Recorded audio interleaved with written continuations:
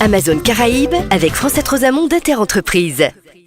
Voilà, mais on revient donc avec Madame Interentreprise. Je vais parler de Francette Rosamond qu'on retrouve avec plaisir. Bonjour Francette. Bonjour à tous. Moi aussi je vous retrouve avec plaisir. Merci d'être là avec nous et je crois qu'il y a de la matière.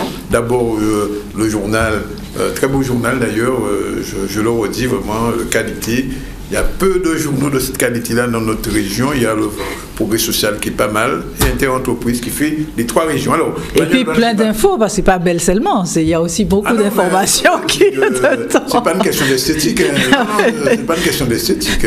Bien que j'aime bien la photo de Disto, ça alors, je disais, donc, Manuel Valls est parti, Erika reste. Absolument. Et moi, je trouve que c'est un bon signal. Bon, tout le monde a vu, Manuel Valls se lance dans les primaires de la gauche. Et le fait que Erika Barrett soit confirmée dans son poste, vu qu'elle venait d'arriver, moi je trouve que c'est un assez bon signal pour les Outre-mer, d'autant qu'il y a quelques dossiers qui sont quand même urgents et qui doivent être traités avant les élections, sinon... Voilà, mais voilà, c'est qu'ils sont imminents là, et donc s'il fallait changer le locataire de Meditum, ça n'aurait pas été bon. Et ces dossiers, c'est quoi ? La semaine dernière, donc c'est tout frais, il y a une délégation qui est montée à Bruxelles et qui a obtenu un accord de la commissaire européenne à la concurrence pour revoir la RGEC. Alors, je suis sûre que beaucoup de gens ont entendu parler de ça. Oui, mais concrètement, c'est quoi ? L'Europe a décidé d'harmoniser ces dispositifs d'aide, en fait le cadre, pour permettre aux entreprises d'obtenir des aides. Et donc, pour pouvoir avoir un seul cadre pour toute l'Europe, elle a changé un certain nombre de choses, dont les seuils d'effectifs, les seuils de chiffre d'affaires, etc. Ce qui fait que beaucoup d'entreprises locales, des DOM, se retrouvaient à ne plus pouvoir avoir accès aux fonds européens à cause de ça, à cause de ces nouveaux paramètres. Donc, bonne nouvelle, le commissaire à la concurrence a donné son avis favorable, mais il faut encore que ce soit notifié à la France. Donc, comme c'est Erika Barrett qui a subi ça, je me dis, et que ça doit, faut une continuité. Directement concerné aussi. Voilà, donc je me dis, c'est bien qu'elle soit restée. Deuxième chose pour laquelle je dis, c'est bien qu'elle soit restée, le code minier. Oui. Le code minier est prêt depuis 7 ans. 7 ans. Ouais. Et il n'est toujours pas voté. Or là, il est annoncé qu'il soit en discussion et voté en janvier. Donc, pareil, vaut mieux que la personne qui est un petit peu sensibilisée soit derrière le manche pour pouvoir faire les discussions. Autre discussion éminente, c'est les contingents de Rome. Ouais. Normalement, donc les producteurs des DOM font des demandes depuis plusieurs mois et enfin, il y a des discussions qui doivent s'engager avec la Commission européenne au début de l'année, là. Donc, avant les élections. Donc, c'est pour ça que je me dis, on a quand même et puis, bon, il y a d'autres sujets aussi. On est sûr qu'en 5 mois, tout va être... Normalement, si les choses sont séquencées, et puis bon, je suppose qu'en période électorale, on peut faire passer 2-3 petites choses en priorité. C'est quand même la déclaration de politique générale. Oui, c'est demain. Du nouveau Premier ministre. C'est demain. Samedi. Il aborde in fine, on dit qu'il parle créole, alors... Bon, tu sais, exactement. Moi, je veux bien que tout le monde parle créole. Il faut parler les langues, de toute façon. Oui. Bon, mais enfin, il faut être derrière nos dossiers. Moi, je suis quelqu'un qui dit ça toujours. C'est très bien ces gens qui viennent, qui sont nommés, qui déclarent leur bonne volonté, mais si nous nous, ça pas mal aussi. Ça pas mal aussi. Et puis deuxième sujet, donc Erika Barrett, j'espère qu'elle va pouvoir mener 2-3 choses à terme. Et puis vous avez constaté le début du déploiement de la 4G. Donc, depuis le 1er décembre, il y a un certain nombre d'opérateurs qui se sont positionnés. Il y a eu cette conférence de presse de Orange et SFR. Voilà, on attend Free. Oui, mais Free... Point d'interrogation. Pas point d'interrogation. Comme on l'a expliqué dans notre numéro de décembre, l'ARCEP, donc l'autorité qui donne les fréquences, a vraiment voulu un peu dynamiter les positions. Et c'est incroyable qu'elle ait fait arriver Free en 2e position. D'ailleurs, il y a un opérateur qui m'a dit que c'était un concours de beauté. Est-ce qu'on a les moyens, est-ce qu'on va pouvoir respecter les règles, etc. Mais Free n'a pas de réseau. C'est ça le problème. Et aussi bien SFR qu'Orange disent bien qu'il n'est pas question qu'ils hébergent Free sur leur... Donc, mais Orange est obligé quand même. Attendez. Jusqu'ici, ça c'est fait. Non, mais Orange avait eu une obligation de l'ARCEP quand Free est arrivé sur le continent. Ce n'est pas le cas cette fois-ci. Et donc, on verra. Moi, je me dis, il y a une chose... Free va tirer ses câbles ? Mais s'il tire ses câbles, il en a pour des... Pour 2 ans, 3 ans. Oui, parce qu'il y a quand même un paquet de pylônes à monter sur les 3 territoires. Donc moi je me dis, observant ce qui se passe au niveau national, il y a quand même des rapprochements qui se font. Ouais. Et puis... L'une des mauvaises nouvelles, parce qu'il faut bien comprendre techniquement de quoi il s'agit. Il y a une fréquence qui est la meilleure pour obtenir la 4G. Et il y a trois opérateurs qui l'ont obtenue. C'est Orange, Free et SFR. Donc ces 3 opérateurs ont la capacité d'avoir le même niveau technique. Donc, et les autres, ce qui veut dire... Pas le même prix à la sortie. Non, le même niveau technique. Oui, oui. Ce qui veut dire que celui qui a un peu le dindon de la farce, c'est Digicel. Oui, ah oui, Digicel complètement. Que va devenir Digicel? Or là. C'est le bruit guadeloupéen, enfin. Voilà. Non, mais c'est le Caribéen. Oui. Et ce qui risque de se passer, en tout cas, c'est la course de 12-18 prochains mois, c'est la bascule du réseau mobile 3G, 3G+, etc. 3G, non, mais bon, la bascule. Mais la bascule du réseau existant vers la 4G. Oui. Et ça se fera. Parce qu'à partir du moment où vous avez goûté un truc, voilà. Donc, c'est là que je pense qu'il y aura une vraie bagarre et des changements de position. Et puis, on va voir ce que va faire Digicel. Oui. Et moi, non, il va se rapprocher souvent. Exactement. Oui, c'est évident. Oui. Moi, ils n'ont pas le choix. Je table qu'il peut y avoir un rapprochement SFR Digicel. Oui. Parce que ces gens-là sont tellement dans des sphères qu'on se dit tout peut se passer. Et puis, on observe aussi, c'est une petite brève que je mettais à la fin, que Orange veut se désengager du câble. Oui. Parce que le câble ne rapporte plus rien. C'est passé le prix, c'était 1600 mégabits à 60. Oui. Et il considère que les investissements pour se concentrer sur son réseau satellite. Donc, on est là en train de voir un pays se redessiner, et puis il y a un petit opérateur qui va se déployer avec force, c'est la Poste. Ouais. La Poste arrive en 2017 avec une offre téléphonie fixe, alors qu'ils étaient uniquement sur du portable prépayé. Ouais. Et puis en plus, la Poste était sur du portable prépayé sur le continent avec SFR, mais comme SFR, son réseau, il y a 2 ans, n'était pas top, ils ont signé avec Orange. Et là, il y a rediscussion du contrat avec Orange sur la zone Caraïbe. Donc, je vous dis, 2017... Dans la téléphonie, ça va être... avec beaucoup de surprises. Et puis quand vous regardez déjà les 2 qui ont tiré les premiers, SFR et Orange, ils ont des stratégies prix complètement différentes. Orange est resté sur j'ai le meilleur réseau, je vais juste vous rajouter quelques mégas, jusqu'à 20 quand même, mais bon, et je ne change pas mes prix.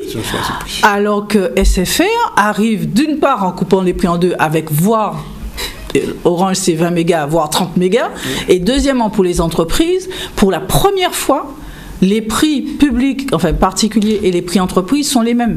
Ouais. Donc je me dis, il y a quelqu'un qui a des appétits. Et comment Free va s'inscrire dans ce paysage économique? Parce qu'en fait, la devise de Free, c'est de casser les prix. Oui, mais non seulement c'est de casser les prix, et là, SFR les casse, mais surtout, on n'est pas dans des marchés en progression. Oui, c'est ça. C'est pour ça que moi je me dis, il y a 2 ans, les conditions étaient peut-être intéressantes pour Free, mais aujourd'hui, c'est pas dit qu'elles soient intéressantes, hein, parce que les revenus vont diminuer.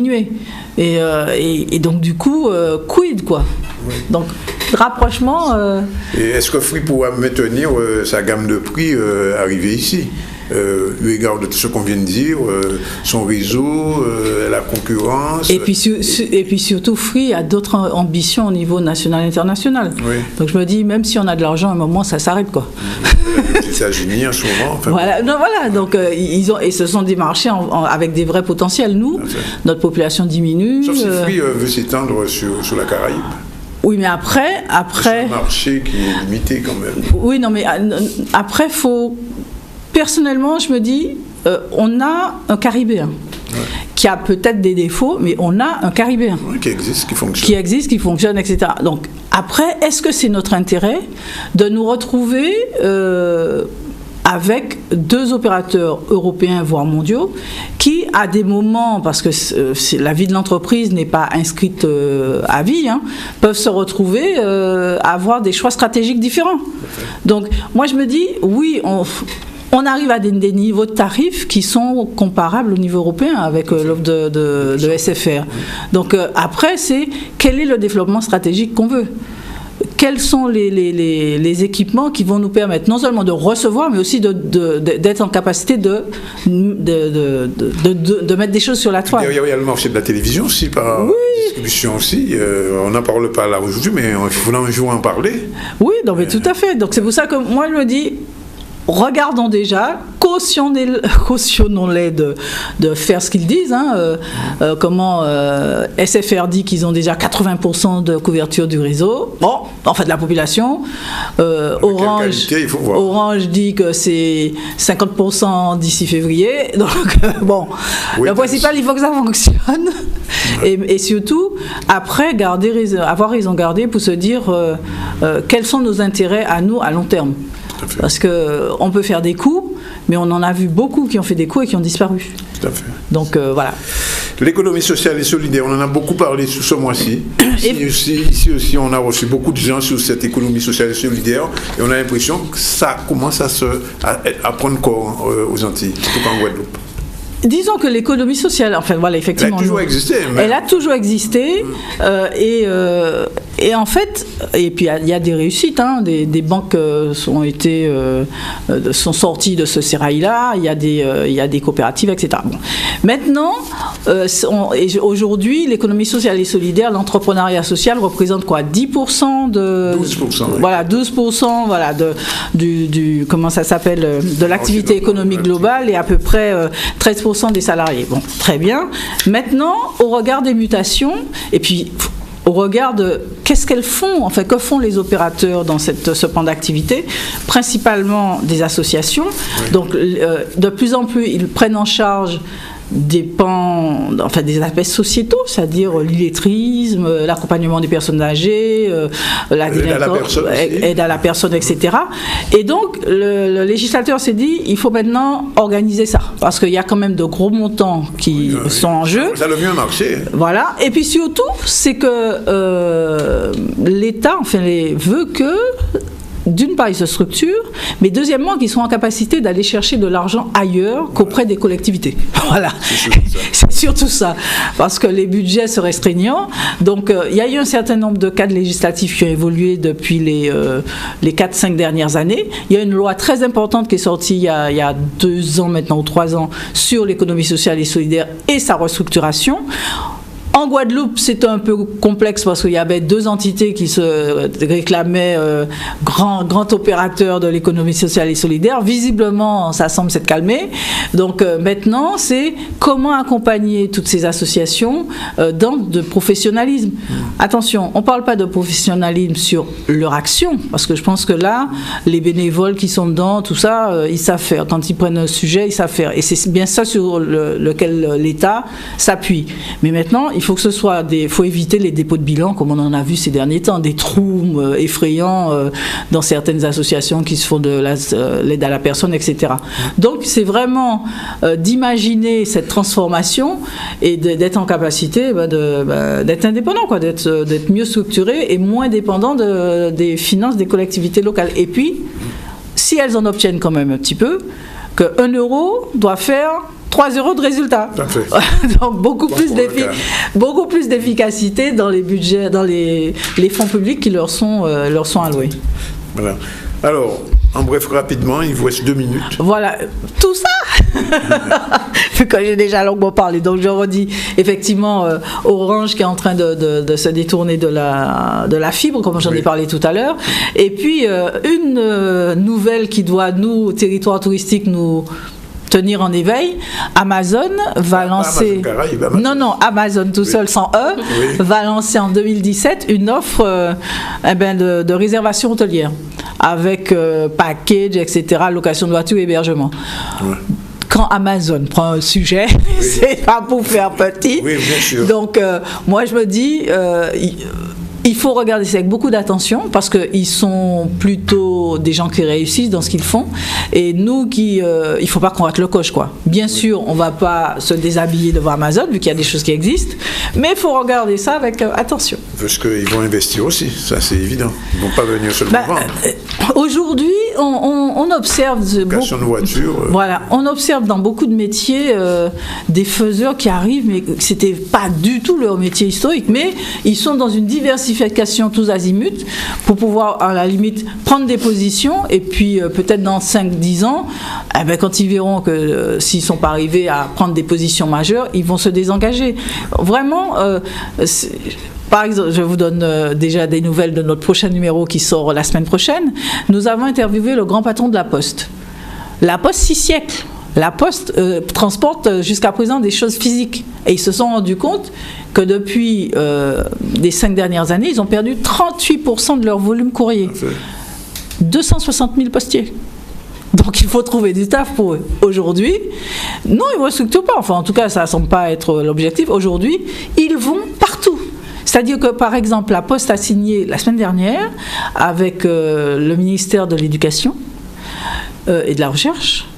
Eh bien, votre nièce, ou je ne sais pas si vous avez des enfants, mon cher ami, quand elle va passer son baccalauréat, on lui donne un petit papier pour dire désormais vous avez tellement. Eh bien, ce petit papier sera dématérialisé et mis gratuitement dans un coffre-fort par la Poste. Donc, ce qui veut dire que nos bacheliers de 2017 n'auront plus à aller chercher, etc.